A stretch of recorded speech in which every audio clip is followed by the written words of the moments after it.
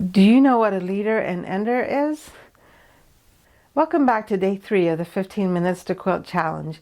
My name is Shalina, and today I'm going to be working on the Dots and Dashes quilt. It's a long strip of fabric that I made as I was working on other quilt projects, and today I'm going to try to turn this into a quilt.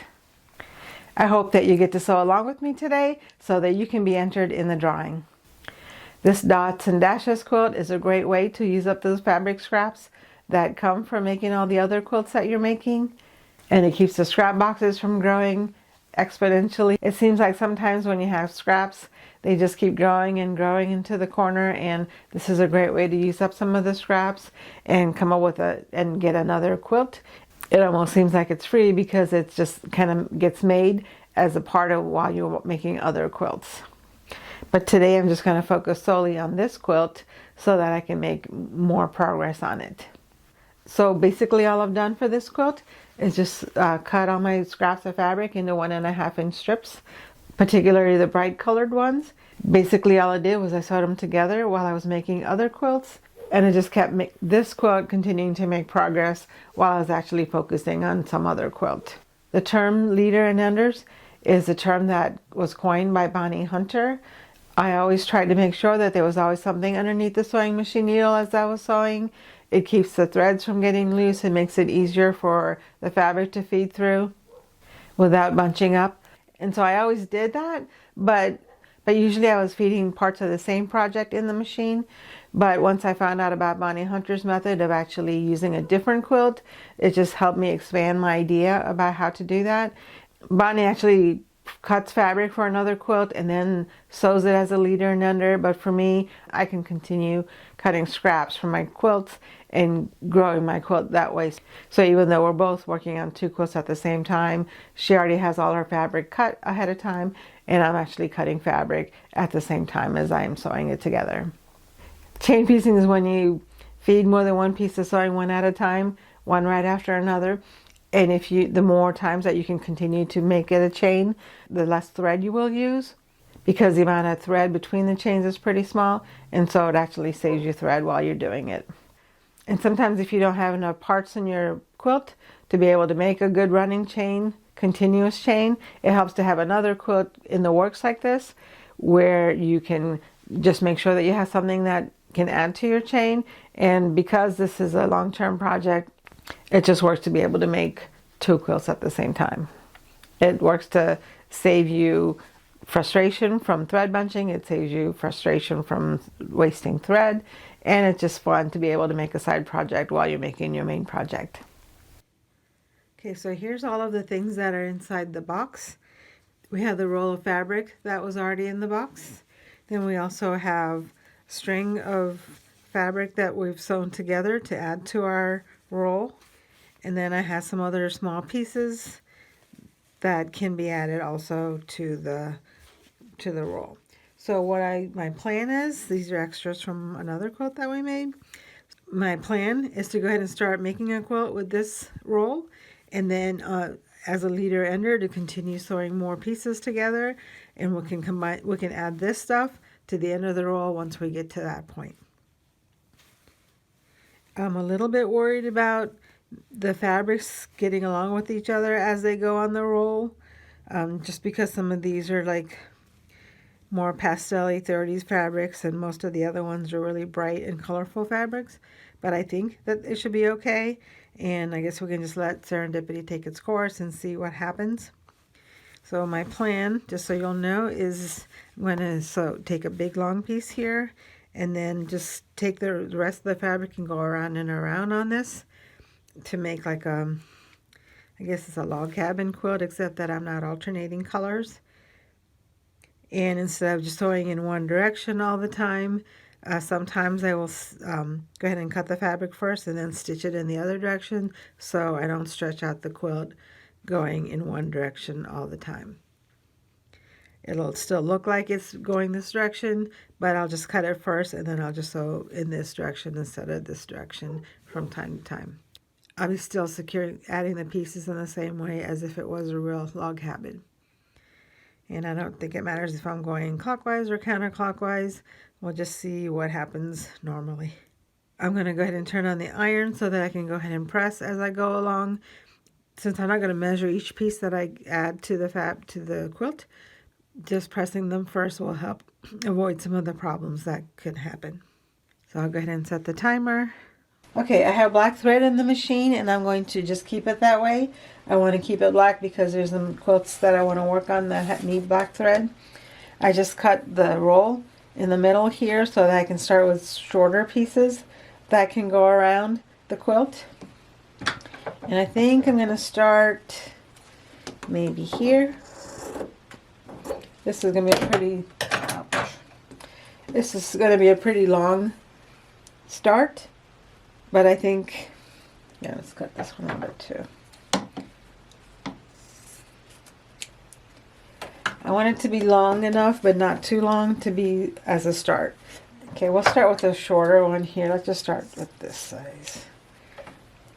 I'm going to start with this size because I want something that's long enough, but not too long to go around.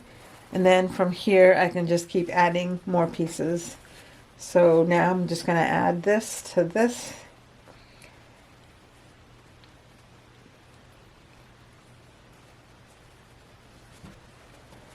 I'm not going to cut until after I'm done with this row.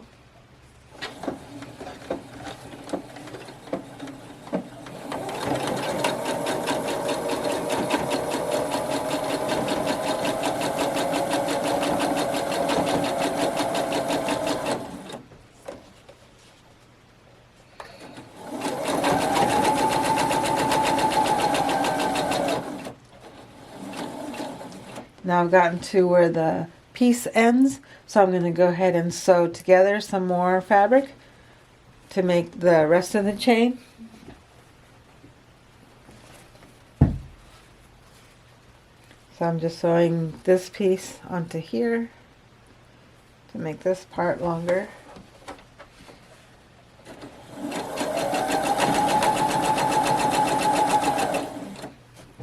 And now I can cut this part.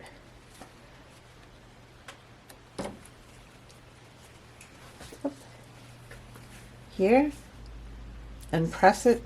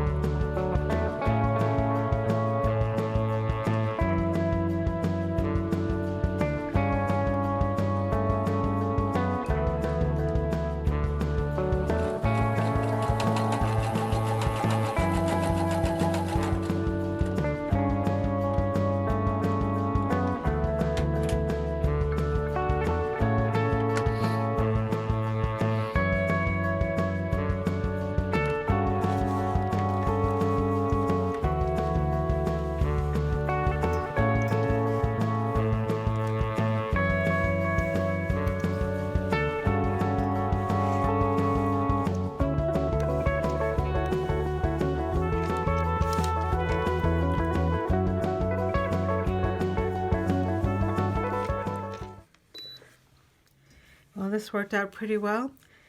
In 15 minutes, I was able to make a good start to a quilt. In fact, this could actually be a quilt by itself.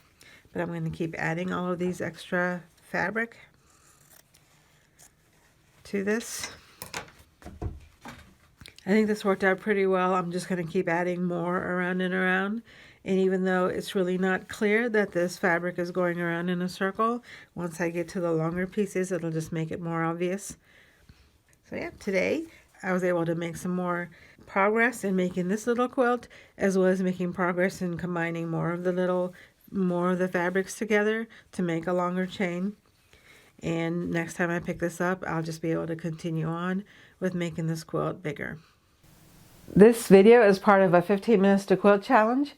Every day in the month of December, I make a video and invite you to sew along with me, and you can enter to win prizes. Don't forget to subscribe to the channel so you don't miss any of the videos. It's really easy to be entered into the drawing. There's 2 ways that you can enter. The first way is to sew with me for 15 minutes a day. And if you did that, just let me know in the comments what you worked on today and you'll get an entry in the drawing. The second way that you can win is to watch my video. And all you have to do to enter for that one is to leave a note in the comments to let me know something that happened in the video today. You can get 2 entries per day. I hope that you enjoyed watching me make this Dots and Dashes quilt, and I'll see you again tomorrow.